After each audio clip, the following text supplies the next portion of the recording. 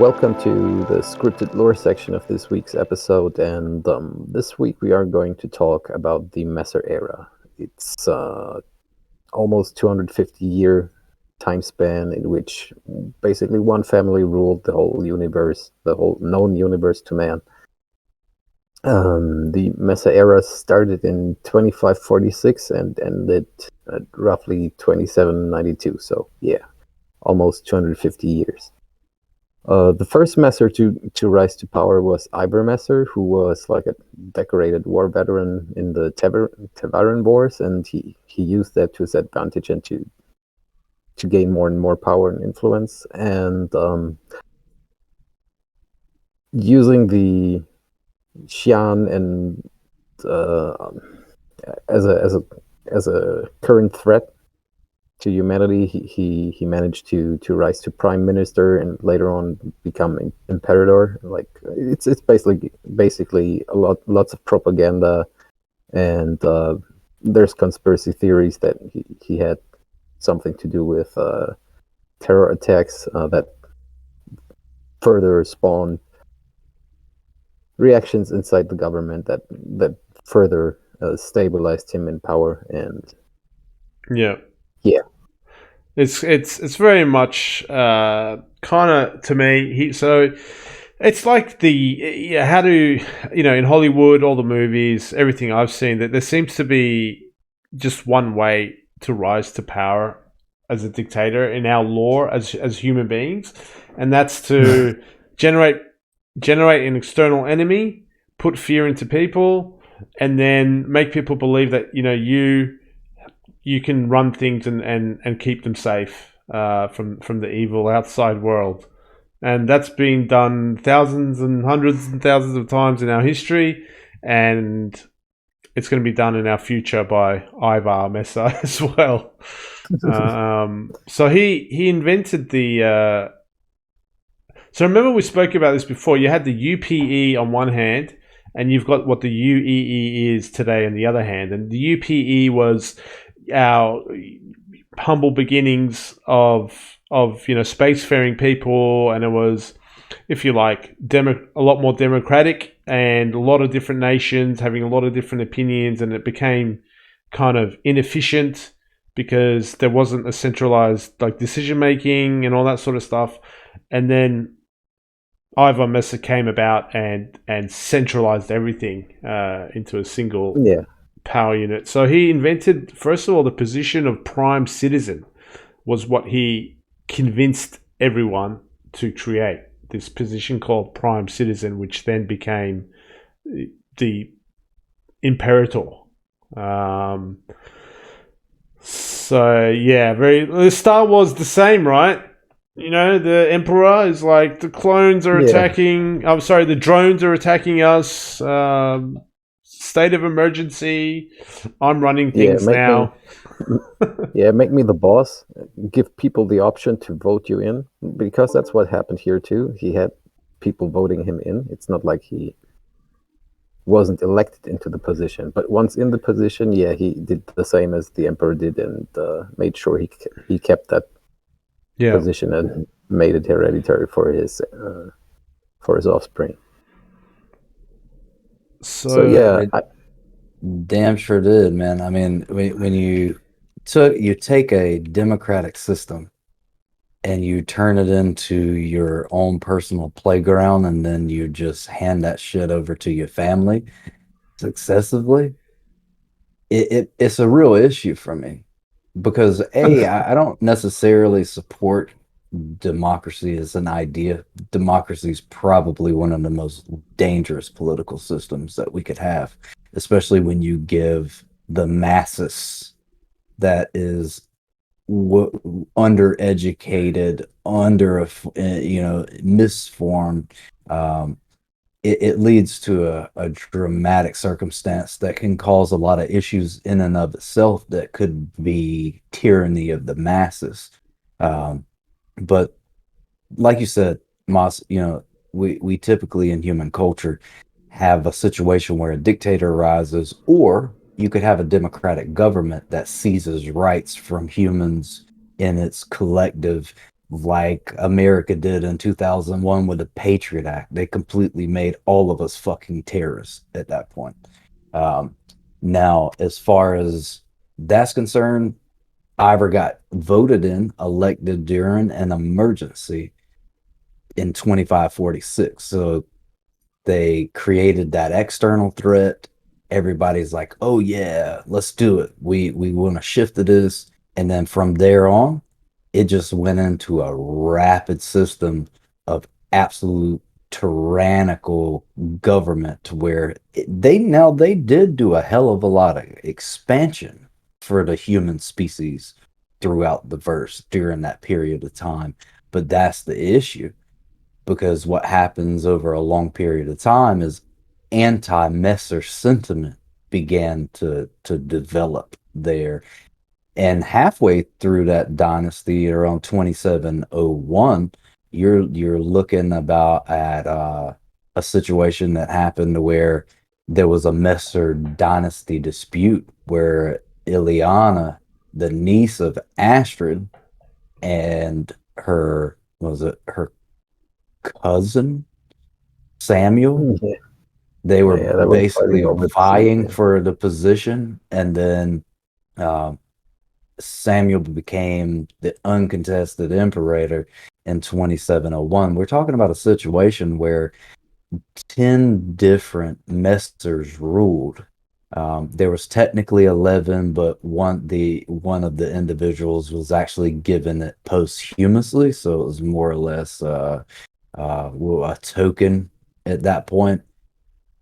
A Yeah, whole entire family running the UEE by whatever means they want is a very dangerous idea, especially when you have this fascist appeal to expand that control throughout the whole entire galaxy, which is essentially why I'm pissed off.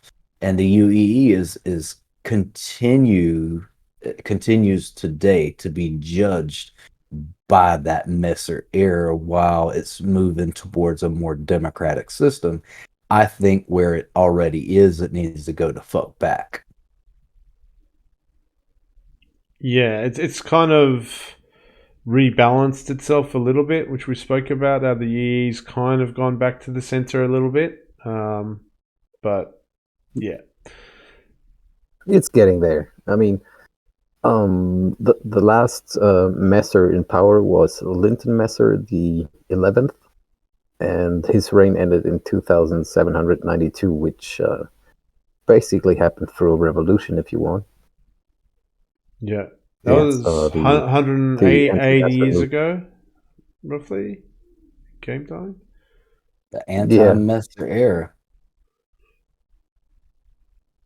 yeah. So It involved some massacre. I think it was Gomorrah 2 or 3. I don't know. And yeah, that sparked even more discomfort and dislike and general uproar in the population that was already having anti-Messer sentiments brewing inside of them. So yeah, one thing led to another, and yeah, So the Messers were put out of power. yeah, going back to Ivor, he's a handsome guy. We'll put a picture of him up on the yeah, he actually reminds YouTubes. me of like and you guys will see it this way. Excuse me. He reminds me of a cross between Chris Evans and Bradley Cooper. He embodies like this Captain American, Captain America. Yeah, what's the word I'm looking for? He epitomizes that image. Yeah, That archetype is the word I was looking for. That's what it reminds me of. So just looking at this advertisement, I feel emboldened to be united with the cause, and that's without hearing any speeches or anything. So if this guy was actually a very charismatic dude, I could imagine how easily he took over that whole entire system and why. Oh yeah. yeah, there's. Have you seen the propaganda posters? Like, there's one that says Ivor's doing his part. Are you? And there's like that big picture of him and some soldiers beneath. Very reminiscent of Is that He in the Germany. game? he Is that in the game? Not sure I've seen that ever in the game. I mean, Oh, it's okay. I was going to say. that's like a few hundred years earlier Yeah. than the game is taking place, but it's definitely in the wiki, and you can find that picture. Yeah. So, I mean, so Ivor and the Mess's centralized power. Ivor married a corporate CTO called Delia Hassan in 2571, and he had one son. He had one son called Deacon, who became the imperator after his father. And Deacon had to deal with the Second Tavaran War, so from 2603 to 2610. And as you would, you increase your military spending, and he expanded the powers of the advocacy, and he increased the minimum sentences for criminals and approved a whole bunch of funding on exploration and terraformation efforts. He increased the taxes on the wealthy, surprisingly, and decreased the taxes on the poor and the middle class. Wow. He knows how to do the balancing act, this guy. He's like, let's keep the poor and middle class up. We don't want to have a revolution tomorrow. So he actually decreased. I'm a bit surprised to read that. Sorry. And That's then actually a good play. Caesar did the same exact thing, dude. Like Caesar built up the rabble, and that's what you do. And when you do that, you are appealing to the masses because the absolutely, wealthy can only fund you. Outside of that, they don't have the fucking numbers to yeah, do anything else. yeah, that's very good. So Deacon's smart, man. And he voluntarily stepped down as Emperor in favor of his daughter. Like, that doesn't That's also happen. uncommon. Yeah, that doesn't happen. You usually get killed by your brother or something, But Yeah. you're reading, stories about monarchies and stuff. You get poisoned or murdered or something. But he actually stepped down in favor of his daughter as well. That is awesome. And he took on the role of advisor until the death of Livier's son, which is his grandson, Marius the Fourth. Wow. Deacon. I like Deacon. Bring back Deacon. Yeah, not the worst dictator. No, bring Let's him put it back. this way. I'm cool with Deacon. So now that we moved from Deacon to the next one and continued on with the Messers, it was a long list, a string of history of things that happened in the beginning, middle, and towards the end we wind up with Linton Messer. And the funny thing is that even though you had anti-Messer, you know, foaming, they were essentially getting to a position where they are absolutely fucking sick. Now, listen to this, where it kind of tilted into a position of absolute revolt was ironically over the massacre of Garin 2. Mm. Listen Yeah. to what Garin 2 is. It actually the UEE goes out there for terraforming. And they're terraforming this a terraforming group, Bright Worlds terraforming group. They get there, and one of the indigenous populations are in the actually winds up getting slaughtered. Now on Galacticpedia, there's a picture, and it looks more like a cow. Yeah, So that's a cow. that is actually the creature that it was similar to, unless it was more human-like. This is where a revolutionary rebel group acquired the footage of the massacre, and that, along with the history that had building up, that tide just steamrolled everything Yeah. after 246 years. So you have to be very careful with your level of oppression because it's going to lead to a revolt. That's a picture of a dead carcass cow or Yeah, I think it's a cow, a like space for cow. reference. Yeah, It's a there space might not cow. be any pictures available of the Well, they put it actual there, so guaranteed population. Yeah. so that might have been what it was. But essentially, you had space PETA raising hell, and they caused the damn revolution. Okay, yeah, let's go with that. Space Peter got rid of Masters. So Yep. Yeah, well, looking, yeah, yeah, I was just going to say, looking a bit closer at Linton Messer because he's the guy that cocked it up for the Hmm. Messers.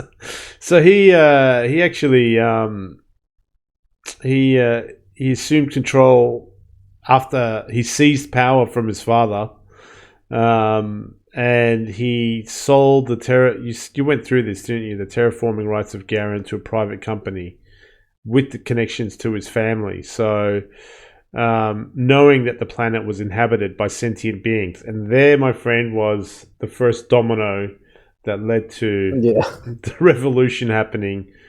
Um, and yeah, I think all these guys did corrupt things, but I think Linton got caught with his hand in the cookie jar, pretty much. Yeah, pretty much. That's the way to put it. Yeah. Yeah. Yep. They Well, and and they yeah, the Mesa era basically ended with an era of war crime trials. So it's not clear how many people actually got punished, but a lot of people got, if found not guilty, reinstated into positions they already were in. So it's kind of weird Hmm. in some way, but it's what happened in human history before, like the Nuremberg processes and stuff. You can't just get rid of everybody and just leave the place empty. So a lot of people were reinstated into positions yeah. afterwards. Of course, there were people sent to prison for life, but not as And many as one would assume. I think the worst part about it is that Fiona, the sister of Linton, actually fled, but she went missing. So her whereabouts are still fucking unknown.